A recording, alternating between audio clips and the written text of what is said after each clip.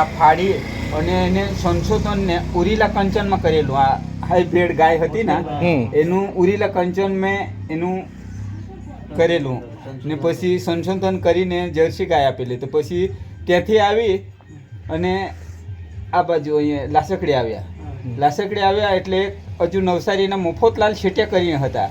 તેને આવે ને અઠવાડિયે થાય એટલે ટ્રક ભરીને સુખડી લાવે અને બધા લોકોને વેચે. એટલે લોકોને એવી ટેવ પડી ગઈ કે કેરે રવિવાર આવે એટલે અમને સુખડી આપે એટલે અઠવાડિયે બેહી ખાવાનું. પછી ત્યાંથી આ મનીલાલ કાકા આવ્યો અને અહીંયા આવ્યું ને કહે કે ભાઈ મફતલાલ શેઠે એમ કે આ લોકોને તો બધા તું આળસુ કરી આપેલા. પછી એને ને કહી કે તો પછી તે મફતલાલ શેઠે ને કરોડો રૂપિયા મની કાકાને આપ્યો અને ખેડૂતને પછી મિટિંગ લઈને પૂછ્યું કે તમે કેવી રીતે જીવ્યો. તો પછી આ આંબાની ગોટલા નાખ્યો ને એને ચીર કલમ કરીને તાર લાસકડો બાજુને બહુ ઘણા કેરી એમ અને કાજુનું ઝાડ. કાજુ તો ગોવા વગર નહીં મળે એનું ઝાડ આપ્યું. પછી આંબાને કાજુ 20 આંબા અને 40 કાજુ આપીને એક વાડી બનાવી 1 એકરે અને એને લીધે થોડુંક ને ગુજારણ ચાલુ કરી. તો એની સ્વચ્છતા પછી બહુ જ વધી ગયું એમ બહુ વધી ગયું. હવે હું થઈ ગયું પછી બંધ થઈ ગયું એમ ચાલતું છે પણ હવે કોન્ટ્રાક્ટનું કામ લોક સેવાની બધી બંધ કરી દીધી. કોન્ટ્રાક્ટ ઉપર આવી ગયા કામ લઈને બીજાને આપે એટલે થાય ને નહીં થાય એની ને પોતે ને આગળ પોતે બનાવે એમ. એમાં મેં 20 વર્ષ ભાઈ અહીંયા 20 વર્ષ અહીંયા જ મિટિંગ લીધી. આ જાંગણી આંબાની વાડીને અહીંયા 2 કામ કર્યું. એક જમીન સંરક્ષણનું જળ જમીન જંગલ જાનવર અને આ 4 સ્ત્રોત એમ કે હોય તો જ જન વસે નહીં તો નહીં વસે એટલે જમીનની બી અમે ટ્રીટમેન્ટ બરાબર કરેલી.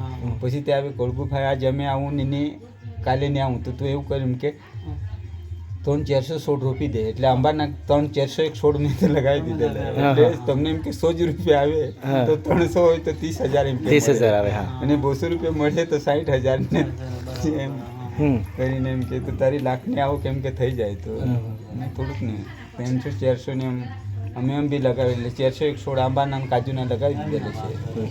થોડુંક ગુજારણ ચાલે. તમારા ખેતર નીચે એ બાજુ ડુંગર ઉપર છે. ડુંગર ઉપર બધો જર્મન બધા વિશ્વના લોકો જોઈ ગયા એમ. હા બધા વિશ્વના લોકો. અને આંબા તમારા આંબાથી જો આંબા ને કાજુનો તો અમને બતાવો કે થોડુંક દૂર છે પણ કેટલું દૂર છે ફરો તો પછી ગુલાબભાઈ આવે તો લઈ આવે. હા જે ગાડી છે આપણી જોડે જઈએ કરીને આવીને આ નવસારી યુનિવર્સિટીને તો મને પ્રમાણપત્ર બી આપેલું ના તો જોવા જવું પડશે. જોઈએ પણ થોડુંક ને મેં ઉંમર થઈ ગઈ એટલે થોડીક મહેનત હવે ઓછી કરી દીધી. તો કોઈ બી એન્જિનિયર આવે ભારે આવે તો બી મારી વાડીની ગણતરી નહીં કરે. એટલે ડુંગર વિસ્તારમાં પાણીની સ્ત્રોત એટલે પાણીની ઘટ અને તો બી મને બહુ બનાવેલું. પણ હવે આ બાજુને આગળ આવતા હતા હવે ટીમો સ્કૂટર વધારે લાગી ગયેલા એટલે થોડુંક બગાડે કરીને ચાલતું છે.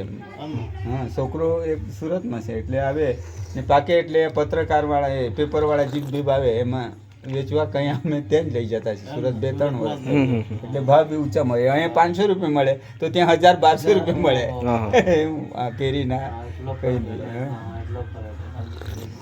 ચાલતું છે.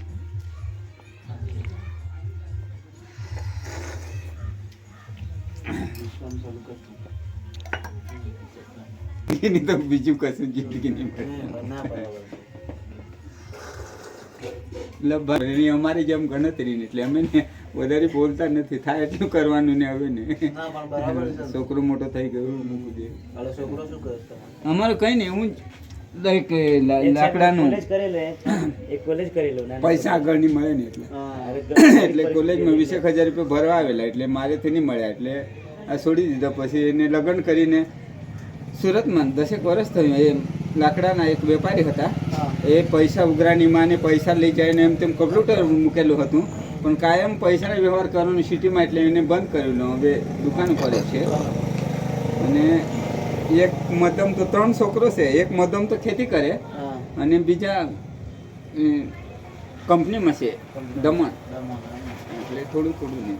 અહીંયા તો 2 છોકરા તમારા 3 એક 10 ગાય હતી પણ તે બી હારા હું થઈ દરરોજ બાજુનું કોઈ નહીં. મને આજે થોડુંક આપવું એમાં થોડુંક એકલો જ એટલે કાજુના છોડ એ વખત તમે વાયેલા એટલે અત્યારે તો મોટા ઝાડ બન્યા છે. હા બહુ મોટા થઈ ગયેલા. હા, હા.